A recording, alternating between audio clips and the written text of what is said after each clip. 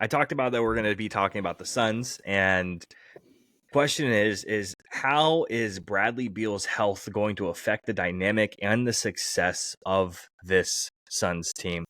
Bradley Beal dealt with a wide array of injuries last season, including back, nose, and knee problems that caused him to miss 29 regular season games. His absence in the NBA's most priciest trio last season was felt. And it might not just be like for Bradley Beal's ability alone, but this is also because of the lack of depth that was on the Suns bench last season.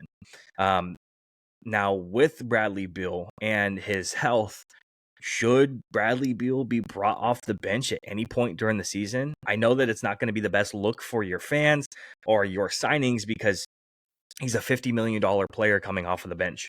Probably not the best thing. You're conserving his health for the playoffs. I don't think it'd be the worst idea in the world. Your bench still isn't super duper deep. You want to make sure you conserve this man for the playoffs, and you have other options there on that team. Conserving his health to me is the most important thing for the team. Unless you just start dropping games and it's not working out, him being on the bench, I think you should probably take him off the bench at some point or another during the season.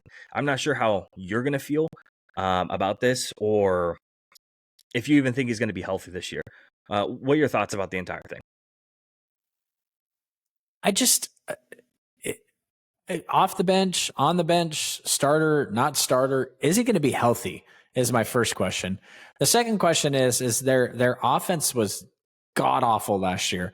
There's so many stats about them making more field goals than the opposing team and then losing by 11 points because they don't know to shoot the three ball. They're like they're in love with the mid-range game. And they suck at perimeter. Like perimeter defense is awful for them. And who the fuck is playing point guard?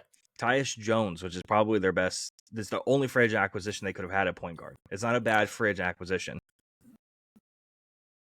Is it a good free agent acquisition? I think it's better than having no point guard. The biggest issue that they had this year was no perimeter defense and then no one to actually run the point. Yeah, I mean, sure, I bought a 1985 Geo Metro today so I could drive to work. It's better than fucking walking to work, but come on, it's man. Still he had more assists per game than Devin Booker did, and Devin Booker played point guard all last season. So Devin Booker's a shooting guard. If I try to shooting guard, that's like trying to mow my lawn with a weed eater. It's just not effective. I agree with you. That's why you bring in Tyus Jones to run the point. I'm with you there. We're on the same team. And I just honestly, like, if you told me to point out a Frank Vogel team and then a Mike Budenholzer team, are those even two separate people? Are those the same people? They might be the same people. I'm just every time I raise my voice, the lights start flickering weirdly. I'm like, oh man. Maybe I'm drawing in the energy of the house or something like that. But honestly, I keep looking at these rankings and I keep seeing people with the Suns at second, third, and fourth. And I'm just like, are they smoking crack or do I just not like, what are we doing?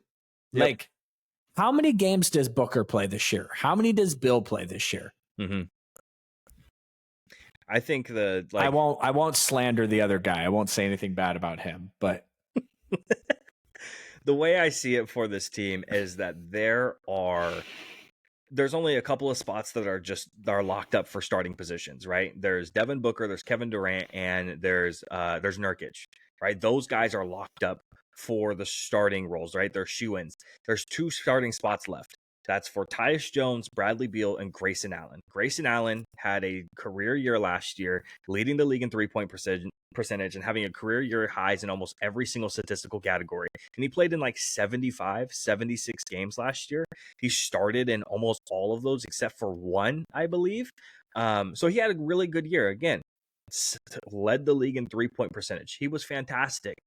Do you give a starting spot up to him? You bring in Tyus Jones to the starting point guard role. Let Devin Booker play shooting guard. You have a wing spot open. KD at the 4, Nurkic at the 5. Who do you put there at the 3? Do you put Bradley Beal there? Or do you put Grayson Allen there? Who's your 6 man? If you were the GM today, who's your 6 man? Or are you going to choose Royce O'Neal or something? What's wrong with Royce? I like Royce. I think there's better options than Royce O'Neal. I think with a new head coach coming in, you know, the wild card here is going to be they have a weird ass owner, but Bradley Beal has to prove to me that he's still a high level player in this league. Hmm. He needs to prove to me that he still brings the qualities to the basketball court that can help a team win. Yep. Because I know what Devin Booker is all about. I know what Kevin Durant is all about. Yep. What's Bradley Beal been all about the past couple of years? Have you ever watched a Wizards game in the last decade? I know that John Wall used to do the Dougie. Yeah, that's about as far as it goes. Yeah, after John Wall, it went away.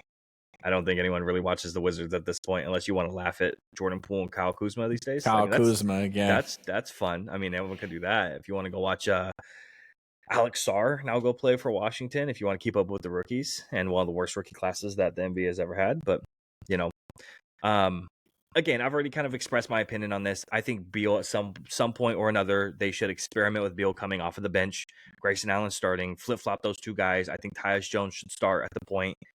That's my starting lineup. Allen and Beal are going to flip-flop, experiment with it, see which one works the best. The perimeter defense is going to be the main problem with this year.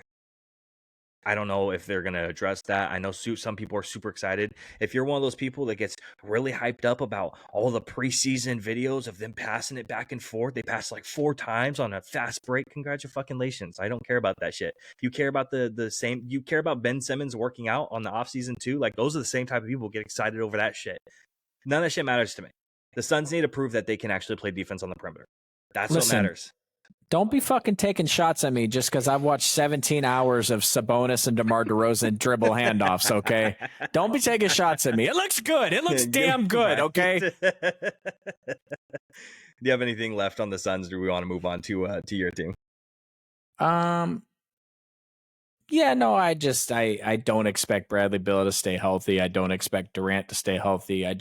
These guys are entering the twilight of their careers, and if they're all healthy and they play 70 plus games, maybe they'll win 55 of them. But those aren't my expectations currently. Agreed.